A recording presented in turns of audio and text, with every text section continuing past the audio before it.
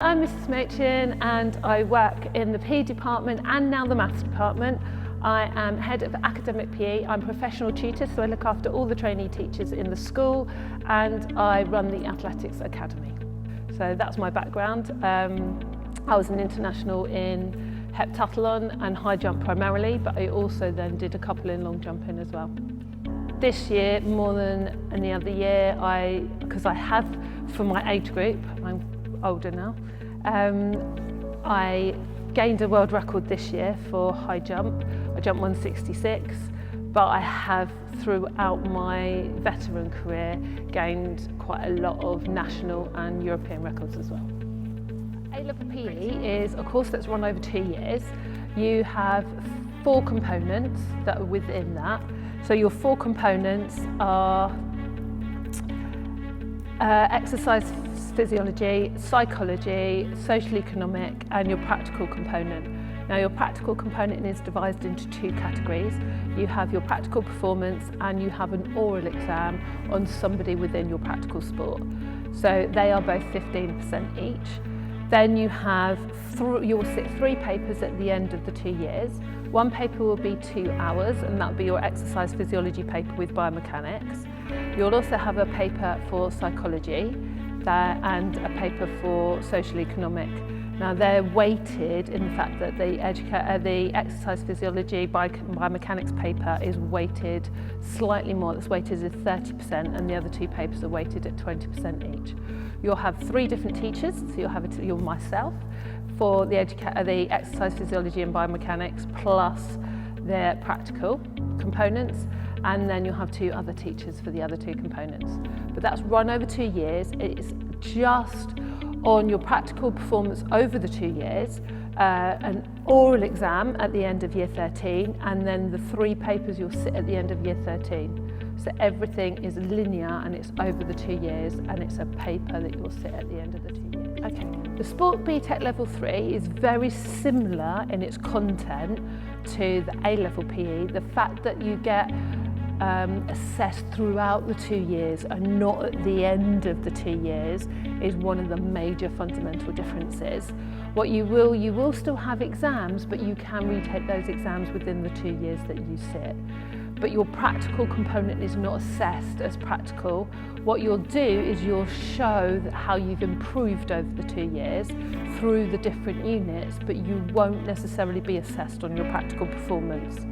What you will be assessed on is your presentation, a few exams along the way, depending on whether you do double or triple or single. If you do single, it's only 1 exam that's sat at the end of year 12, and you can retake that in year 13. But there is coursework, and it is coursework throughout the 2 years that you'll be assessed on, as well as that 1 exam, or the 2 exams if you're taking double. So it's very similar content, but it is produced and taught in a completely different way. Here at Newman, because you've got the athletics academy, you've got the rugby academy, you've got the football academy, you've got everything to enhance your practical performance, and it also gives you an understanding of the training programs. Throughout the athletics academy, I also do talks on nutrition, and I do a talk on, today we're doing a talk on psychology within athletics. And so you get the other components that will enhance your course, which other sixth form colleges may not give you.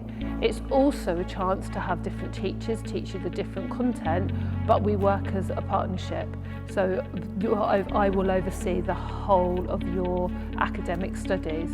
So it's quite a good environment in the fact that you've got the other academies joining in and helping you with your performance and with your academic, but also you've got the nurturing of a school environment as a sixth form, which is very much different than a sixth form that lends itself just to you preparing and you doing it yourself. And the last couple of years, especially in A-level PE, I've had real high academics within that classroom environment, all pushing each other along to gain the higher grades. And last year, all of ours achieved their potential or higher than their potential in that A-level class. So I wouldn't say that it's the same environment as a private school, but we do allow them to have more independent learning while still giving them the information within the classroom as well.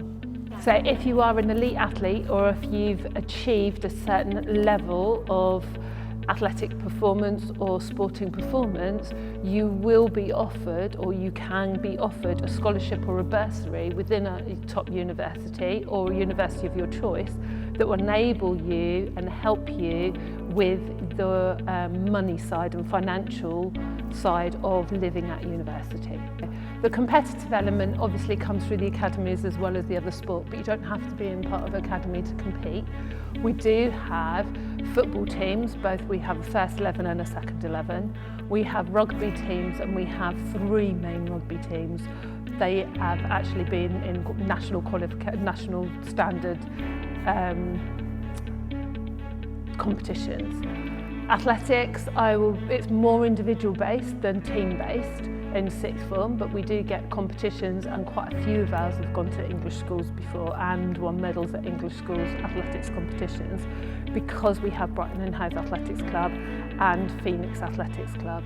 And that's another thing the school does, we have ties with outside clubs, so we're actually able from year 7 to 11, as well as then enhancing those students that stay on, we're able to give them an outlet and direct them towards a club that would be best for them. So we do have, but we also have leisure on a Wednesday for those people that don't want to compete.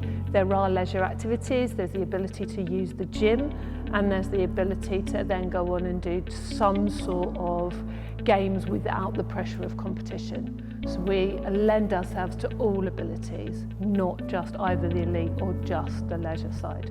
When I spoke to some of my form class and I asked them why they have chosen Newman, because we have got a good academic record, especially in some of the A-level subjects that we're teaching. Not just sport, but maths and psychology and science, and they all enhance the sports qualification.